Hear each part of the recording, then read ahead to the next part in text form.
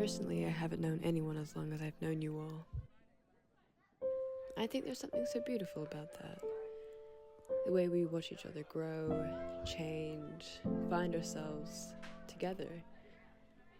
There's something so familial about how we were able to create this community of people, how humans are able to find comfort in each other in a circumstance such as this. I don't know, it makes me emotional. The little things we do, like how we hide each other's phones if a teacher comes by, or giving the answers of the homework we forgot to do, or helping each other study and passing around cheat sheets and sack notes because we just have that care for one another that is so rare to find. Often when I tell people about my school experience, they get confused. Wait, so what do you mean everyone just gets along?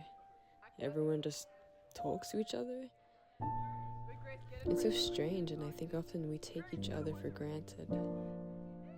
My heart gets so heavy knowing that not everyone can experience what we have.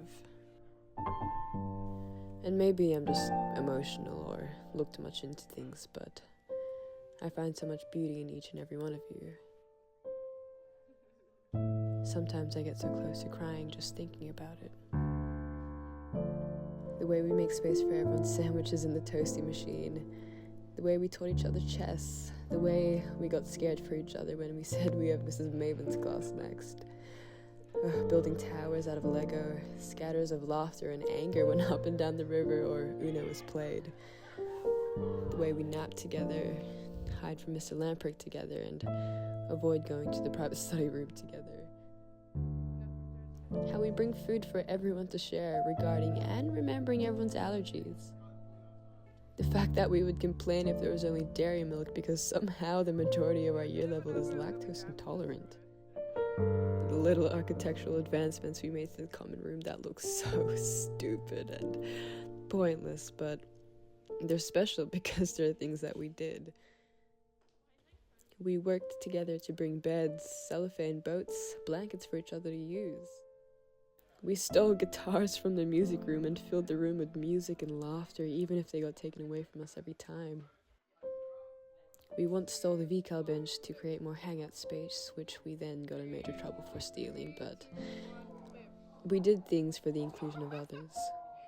Even if it wasn't intentional, even if you didn't notice. These things brought us together. Pumping beds, napping in the same boat, sleeping on each other, making sure people's sandwiches weren't getting burned. I hope these things won't be forgotten, because these are the things we did to get through the year, the day, the week. And being so close to it all being over is overwhelmingly bittersweet. I hope we can appreciate the time we spent together, the little interactions, the smiles we gave as we walked past, the jokes and somewhat trauma we shared. It's all so surreal. I knew Roy when he was a tiny, uptight redhead. I knew Talon when he would get yelled at for not having his diary signed. I knew Will when he had that bowl cut. I knew Lily and Matt when Lily and Matt were inseparable. I knew Middleton when she was a smaller, louder version of herself now. I knew Rasika and Jed when they were the first people I talked to at school. I knew Antonique and Tilly when we had that mother's club. I knew Luca when he hated vegans and was called Bug Boy. I knew Ezra when he thought he was part of the Crips and Bloods. Ben when he was an awkward kid. Jonah when he had frosted tips and did Fortnite dances. Liv when she was known as Ronnie's cousin. Janelle before she even went here. Ewan when he had a lisp. Tamara when we called each other by that horrible nickname. Vion when he was scared of Harvey. Kayla when her kinder buddy hated her. People fighting over who Jess was friends with. Ryan when I used to rely on him for all the math work. Micah when he was smaller and loved Star Wars even more. And Jaden when Levi killed him that one time. Anthony when I cried to him in every math class. Sam and Bailey when we thought Uganda Knuckles was the epitome of comedy. Sophie when she yelled at Mr. Dowd that one time. Ruben with a slick back ponytail. Grace when she fought with Chloe. Jacinta when I told her about my first boyfriend, and Lexi when she was my first real best friend.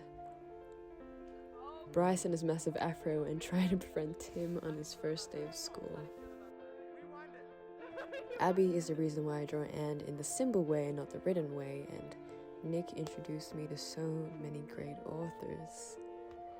Kat and Cyrene reminded me why being loud and unapologetically yourself is so freeing, and Kim and Carmen taught me to be a little kinder.